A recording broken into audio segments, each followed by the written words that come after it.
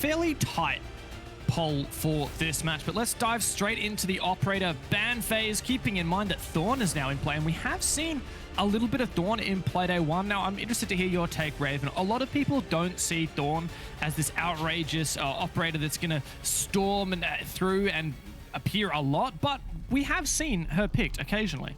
Yeah, there's the occasional pick. Whether to say that's based around the utility, I think that's a bit tricky. I feel like at this stage, she's kind of niche in the way that she's used in competitive, and it's probably more of a weapon comfort pick, because that Uzi can absolutely slap down an opponent very easily and very comfortably. It's a really comfortable gun to use. So it could be the one where it's like, all right, a player wants to be unleashed on the roam. Hey, go on the Thorn, use the Uzi, maybe you can net a couple of kills, and that's the kind of the strategy around it. Nomad banned out by Fury does make you think that maybe they want to be playing kind of aggressive, going for a lot of flanks and roams. Chiefs are going to have to lock that down with drones, with players hard watching those flanks rather than relying on that Nomad. But funnily enough, as we can see so far, Thatcher has managed to slip through the ban phase, as has Valkyrie. So a lot of your staple bans managing to stay alive, and look, I wouldn't be surprised if we see them continuing through here. Yeah, we're starting to see a lot more variance so far in Stage 1 of 2022 in terms of those operator bans. In particular, yeah, Valkyrie seems to be starting to fall back through into play.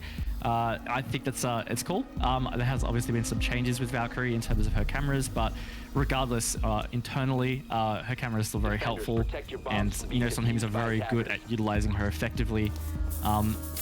In this instance, though, doesn't look like she's going to be played on the defense. I'm not seeing anything too outstanding from Chiefs' defense lineup. Looks fairly what you would expect for this kitchen dining defense. Going to be certainly favoring quite a heavy vertical presence, because that is really a key for holding this site. Is you need to deny that vertical control from the attackers, as that can really mince up your positioning on site. Speaking of vertical, a lot of pressure upstairs, like you're saying, a lot of investment from the Chiefs. Worthy placing a Surya gate, Ethan reinforcing a lot of these walls up here. No open hold of office. Sometimes you'll see the northernmost, so the right-facing wall looking towards the reading hallway, or left from where we're looking right now, would have some feet holes or some lines of sight, just to allow teams to utilize that angle to get a crossfire on players taking piano, but not so this time around. And look, might not have much of an impact. Fury seem to be focusing on more so the north and east sides of the map to clear from Solar and maybe the balcony, rather than trying to take from Library across. Yeah, I think that's a good identification actually from Fury, because to your point, that's the library push across is the standard, and yeah, maybe you would normally use the footholds, but I think Chief's rationale there is, you know what, let them actually come into piano. They had line of sight set up from, I think it was the small closet, in towards that hallway to kind of counter that. But already, Dev, we're seeing some gunfights come out in the first minute. 2 frags off the board, it's trades, but Fury, they're bouncing ahead as Hajime takes out Bouncin'. And wow, it's action-packed first minute here. Yeah, how often do you see half the players left alive in the roster, in the entire server rather, when there's only 2 minutes remaining? It's certainly been an aggressive start to this opening round. Fury looked to have an advantage. Hajime found a double, but traded back. I would say this almost favors the Chiefs here. That said, Fury still have the soft breach. They still have Sledge's hammer on Spacehead, which means if they are able to take control of this top floor, they'll still be able to engage the vertical play. I think when I compare operators remaining, I feel like Fury ahead, actually. I feel like they have such a versatile 3 in the books here, because they've got like Collis with the hard reach, and as you said, a lot of verticality still to play, as well as some strong weapons and strong fraggers. You know, these 3 players on Fury that are still up are certainly known to have some really big games and big plays in the past. So coming into this last minute, I think they're going to feel fairly confident with the control they've gained and the pressure they've kind of put back onto the Chiefs for holding this one down. Feeling a bit of pressure are the Chiefs players, figuring out exactly what map control they still have. Worthy on the roam. I believe he was spotted out in Snowmobile Garage, and he rotates back up the blue stairs. Fury for now really starting to have a bit of a pinch, a bit of pressure onto this trophy kitchen, West Main, with a lot of angles opened between these areas. Fury having the stronger long-range weapons, they should be advantaged here. Definitely should. Less than 30 seconds now. Chiefs playing very tight positions. A nice little crossfire there from Boydie and from Digital to try and repel them. Worthy on the lurk, but final 20 seconds, FURY have to make it happen. And the time is just ticking down. Now Spacehead's on flank watch duty, but just misses Worthy. 10 seconds left, and FURY are the ones who have to get a move on. Worthy may well have timed this absolutely perfectly. No shot that Lycolis lands this. It'd have to be a nutty 1v3 clutch, and Digital can make that dream swiftly depart from his mind. And that is a nice little retake there for the Chiefs. 3v0 and the first round. It's really unfortunate for FURY because I felt like they started that one really well. You know, the really early contest to take out a couple of Chiefs players and get themselves some much needed vertical map control. I felt like they didn't really use it in the end. You know, Digital ended up having quite an impact. So he was sitting in a very vulnerable position in dining. Vertical player on the sledge, for example, could have easily shut that one down and at least made something more comfortable for an execute, because what we saw was about 30 to 40 seconds of stall out from FURY once they really had that control before they tried to go for the execute. By then, Worthy on that flank kind of made it all too late for FURY to win that one. I think it shows that FURY, they might have a lot of gusto at the start of the round. They really like getting in there early. But when it comes to that latter half of the round, the execute's lacking somewhat. They didn't have a lot of conviction. They probably didn't... you got to put it on comms, right? You got to put it on the communication, on the call from whoever it is on FURY that has to make that call. The buck stops with the in-game leader. They're the ones who have to say, guys, this is what we're going to go for. We're going to do this, and for better or for worse, let's commit. FURY lacked that in the last portion of the round. 5 seconds to insertion. Absolutely did. And something they're going to have to really work on. And Guz identified it beautifully on the desk. FURY struggled with their attacks on Playday 1.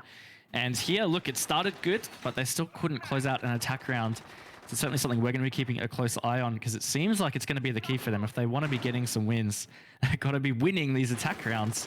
They can't rely all on that defense. So what can they pull out here on round 2 of Chalet? Quite a contrast between these two teams in terms of what's happened during the off-season, isn't there? FURY have retained the exact same 5-man roster, the only team from APAC South 2021 to do so into 2022. And Chiefs, in contrast, after what was a really successful year, switched up 2 players, brought on 2 relative rookies, Bounson and Boydie. Both have proven at a national level to be really deadly players. And while Chiefs didn't win their first game, a 7-5 loss to Direwolves isn't anything to be too disappointed about. They're looking to rack up some points here against FURY. The early contest goes in favor of Chiefs. It's Ethan standing up that time with the FMG 9, in fact, on the smoke player. And right here, they're stacking this up. We're seeing so much action coming out in this opening phase of the rounds, at least through the first 2 here. But FURY certainly not favored at this point. Chiefs putting themselves in a very strong position. Producer Brim just waiting for someone to cross his rotation cut, but not given any opportunity to find a free kill as of yet. Don't believe he will be afforded that opportunity at any point. I see Chiefs playing fairly spread out. Digital even playing a vertical from below. Producer Boom lucky to survive that kind of pre-fire. It sounded like it came from Ethan's weapon. And this is just looking all quite challenging for FURY. They're starting to scramble, reposition a little bit. Spacehead coming on the pinch kind of position. Looks like he's going to start to hassle from these windows over on the north side, or the west side, so to speak. And FURY desperately need to try and find an opening as they come into this last minute. But they're just waiting. Very similar to last round. FURY sitting outside the building without what appears to be a clear idea of how to actually address this defense from the Chiefs. Once again, FURY will just bide their time. Starting to flash out, starting to counter some of this util, this setup. Worthy's being a nuisance here to the poor player on the bathroom window. And, well, I mean, it's just a matter of time before FURY eventually jumps in and dies. Surely that Spacehead going down. That was the player on the main double window, I believe. Ethan's found Producer Boom, like Colas, the last man left, likely to walk into a frost mat if he's not too careful. But before that can happen, Boydie gets the better of him. And, well, there you go. Another strong round, of flawless one, in fact, for the Chiefs. Yeah, that one really derailed very, very quickly there. That first kind of opening 2 kills from Chiefs on the roam really put a nail on the top of the coffin for Fury. And I don't know, it's certainly concerning, Dev. They looked very lost after they lost those 2 players. And look, it's certainly a devastating blow. But from that point on, I don't know, Fury just didn't look like they had any chance in that round. But look, they've still got 4 to go in the half. Chalet known to be decent for attackers in the past.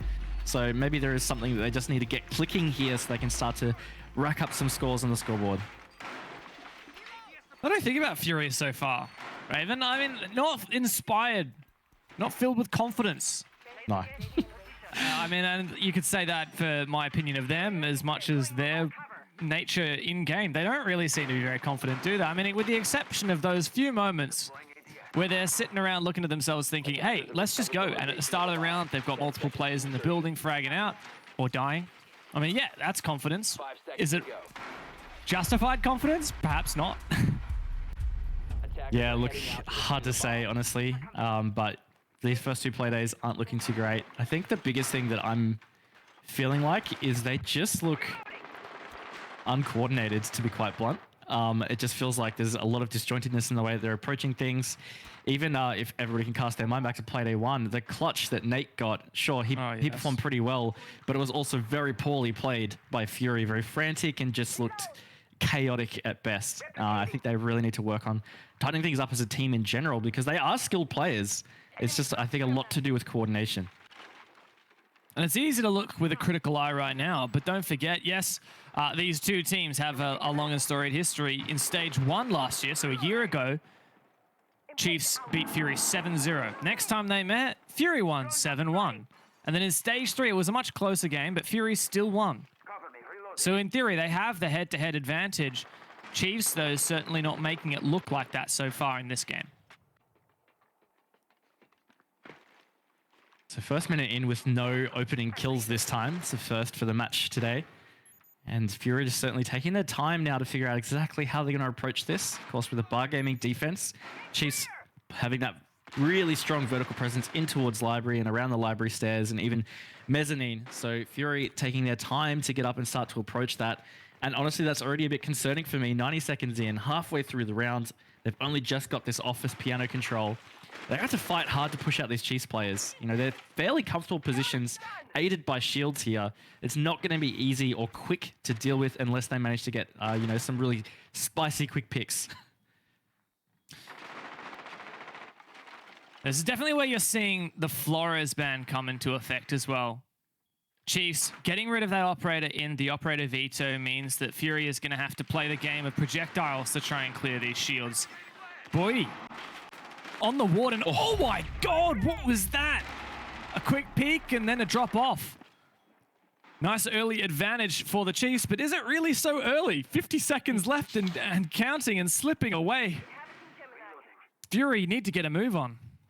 Like, it feels early because that was really the first solid engagement we actually saw. And right here, Chiefs have done such a great job holding this roam. They weren't really contested, to be fair, but final 30 seconds, it means that only now Fury can start to push towards and put pressure on the Chiefs bomb site. It doesn't give them much time to actually talk and set up and execute. And with some of these coordination issues, I'm not sure Fury can do this one. Yeah, look, 4v5, 15 seconds. Just send it, boys. Give it your all. But Bouncin is there. He reads it perfectly. Takes down Producer Boom. Spacehead about to fall victim. Desperate drop into the site for Lycolis. Merits absolutely nothing. Dark. Well, his future looks pretty dark. And there you go. Back-to-back flawless rounds for the Chiefs. This is looking to be a very dominant match. Might be history repeating itself a bit here, Dev. You said 7-0 to Chiefs, right? Stage 1 last year. Feels like we're almost on track for that again. I don't want to write Fury off too early, but 2 flawless rounds in a row against them is really not a great vibe, on top of all the things we've been pointing out in terms of the troubles of their form at the moment.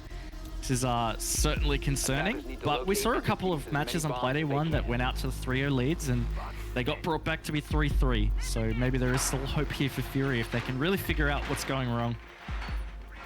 If anything, I'm confused as to why Fury haven't taken a tactical pause. You just lost 2 flawless rounds in a row. These rounds so far are just looked really, really grim for FURY. They don't have a lot of direction. It's a bit confusing as a viewer to watch them and think, okay, what is their plan? And yeah, really, we're just getting questions raised watching this team. And it's not just questions about this game, but about the future of this squad as well. How will they place at the end of stage 1 if they continue to play like this? Will they continue to play like this? Only time will tell for that one, but they have a pretty important deficit to start to fight against here. So, of course, Chiefs getting 3 rounds in a row means they're going to be back to kitchen, dining, bomb site for the defense. And look, they're going to change it up a little bit. They tried the direct approach last time. This time it's back to the El Clasico, take library and try and push across. But, of course, Worthy, bit of an impact the last time this site was held. He's looking to roam and be elusive again over the end of the library side. Look, I would back Worthy in for this one. The FURY players can be gunners, but with so far how the match has panned out, the Chiefs players are looking a lot more red hot than the Thai counterparts on FURY. Dark is in the building, not met with any contest as of yet.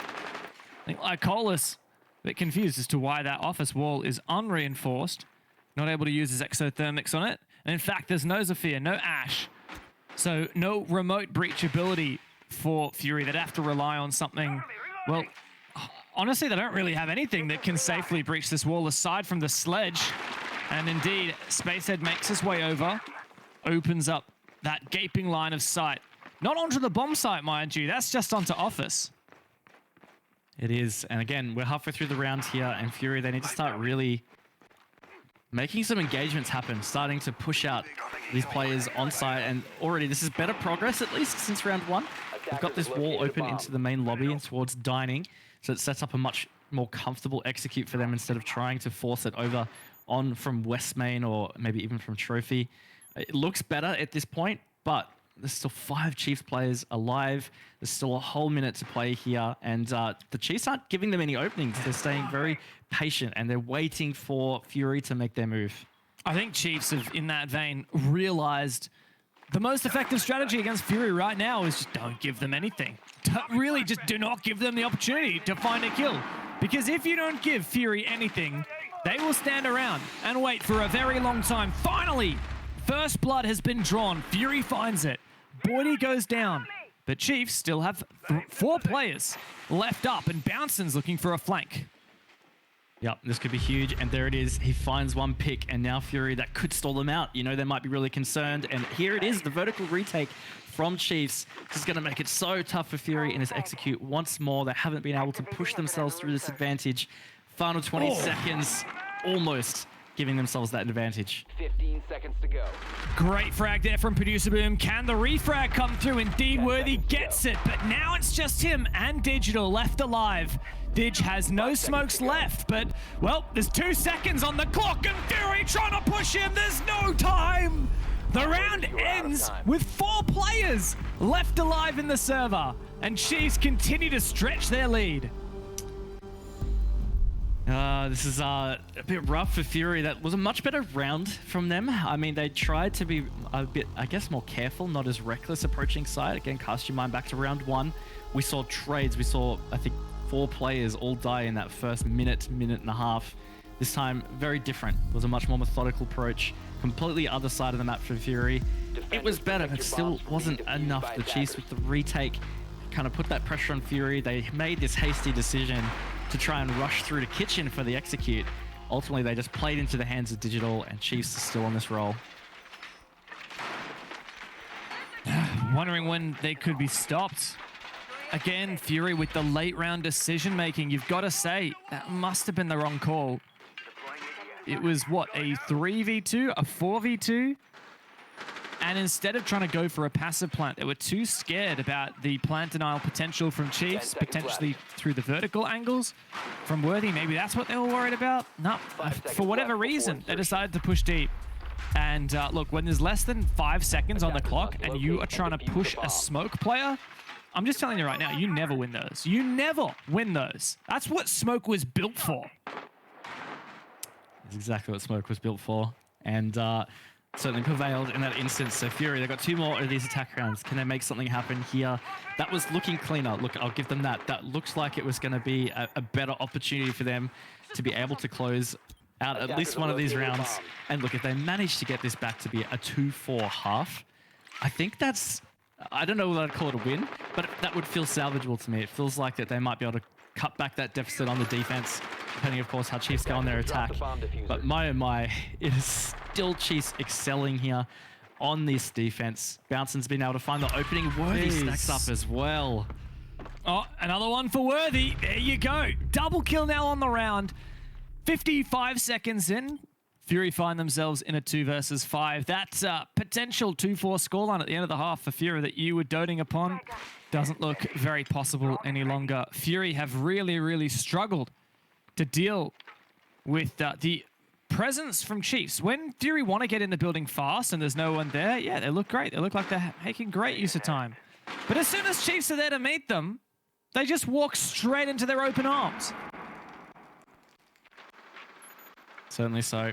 2v5. Can Spacehead and Hajime summon a bit of a miracle here? Still Chiefs completely undamaged at that through these engagements. Not a single bullet has landed. But time on FURY's side. They've got some decent position close to site here. If they can find a couple of openings, they might be able to make something like this happen.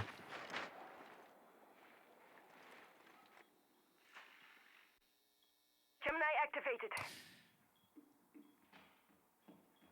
Another moment where we just wait for Chiefs to hold on and for FURY to make their move. Really, in a 2v5, it would require a huge mistake from the Chiefs here to let this one slip. Definitely would. Chiefs is playing very patient again, not giving FURY an inch. It's worked out so well for them in the past 4 rounds. And FURY, once more, obviously taking their time. They've got such a challenge ahead of them. And just got to love this patience, honestly, from Chiefs. They're just really holding nice, tight lines and good crossfires. It looks unlosable for them at the stage. All right, FURY, what do you got for us? Spacehead hasn't found a kill yet this game. Hajime finds one, traded back, and Spacehead continues to be on a doughy 5 rounds in. The tactical pause is called about 3 rounds too late by Lycolis. And FURY, look, you better make good use of this because there is only one more chance to find in what should be an attacker-sided meta and what should be an attacker-sided map. They are 0-5 against the Chiefs. What a confidence booster for this Oceanic roster as well, who have just looked so good without having to be pushed at all, without ever feeling an iota of pressure. The Chiefs have essentially done the exact same thing. Every single time they return to a bomb site, it's what the same 5 operators that we see, and that pattern, I believe, does continue here. Indeed, back-to-bar games. They've won this before, easy as you like. Same 5 ops, same setup. No need to change anything. If it ain't broke, don't fix it. Yeah, no, definitely don't need to change anything. This site in particular was probably the strongest defense we saw from Chiefs. And again, it's hard to say whether it's just the Chiefs playing really well, FURY really struggling. Casting my mind back to this one, we saw a very passive FURY on this attack. They took a lot of time coming across from the master office side. So what I would love to see from FURY this time is either approach site slightly differently or even just approach it with a little bit more haste. You know, they had the map control through master and office available to them a lot earlier than when they took up that control. So I'd just like to see a different approach, but that is kind of what we're seeing. They look a lot more spread out this time around. Maybe trying to put a bit more pressure over on the southwest side of the map this time.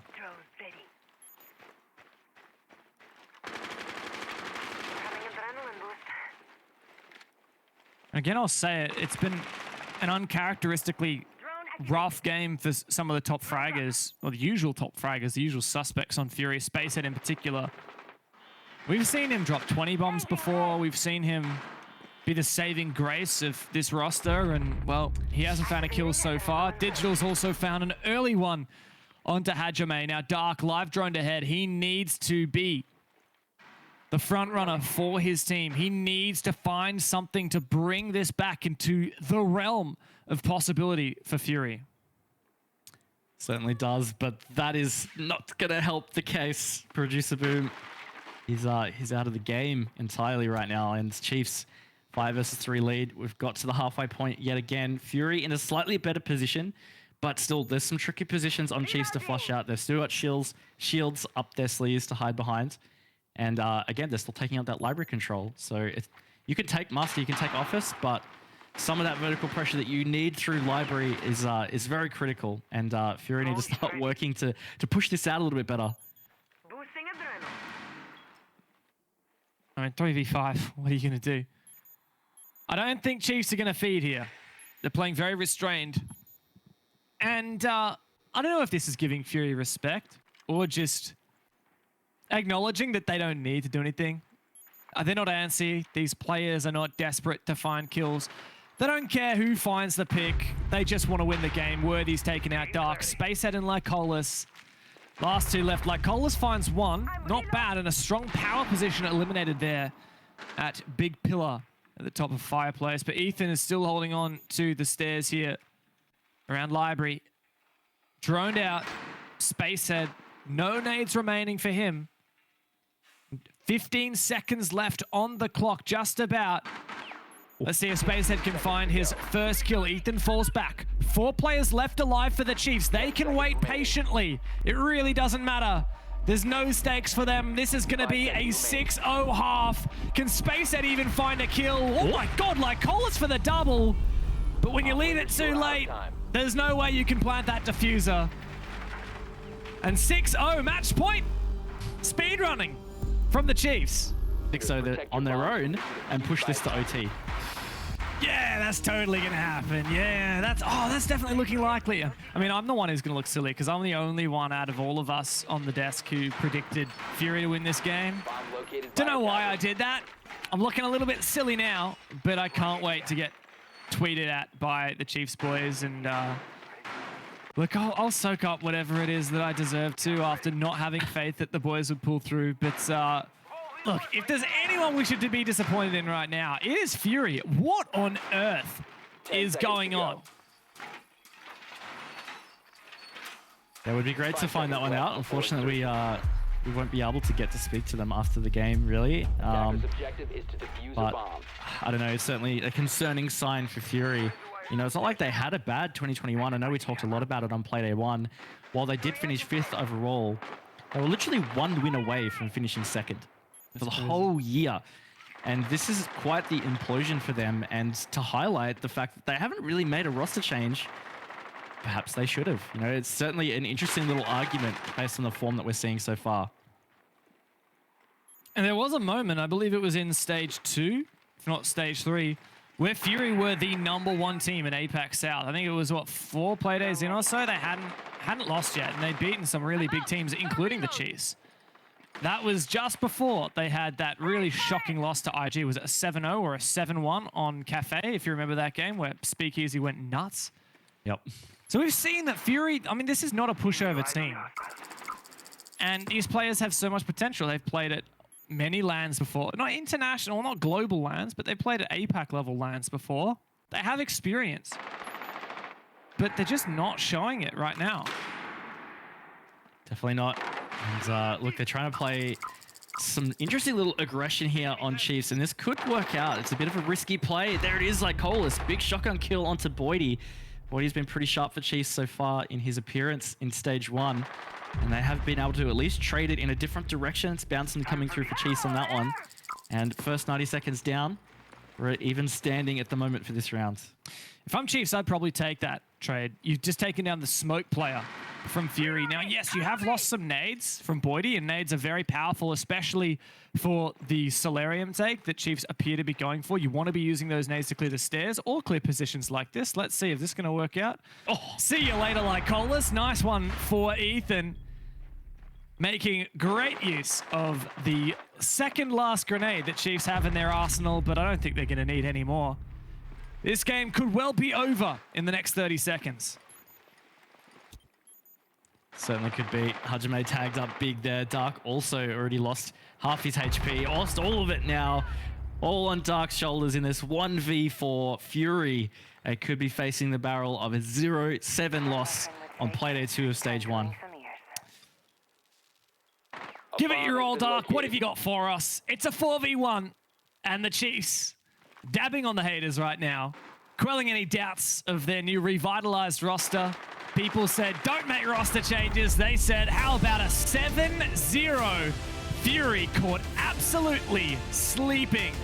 And the Chiefs, well, they'll have a laugh about that one. All except for Boydie. I don't think he even mustered up the emotion to get through the game. But, is he capable of laughter? I don't think I've ever seen him laugh. I just Crack saw a smile. Oh, don't get too excited, Boydie. Love that. No, look, very, very good game from Chiefs. Very clean. Honestly, they played that super well. You can talk about maybe Fury didn't step up to the plate in their capacity, but the Chiefs never let them. They capitalized on every mistake that Fury were making. They played a very patient, disciplined game, which I think was a really fantastic sign for Chiefs. This is quite the statement here on Playday 2. That it is. The Chiefs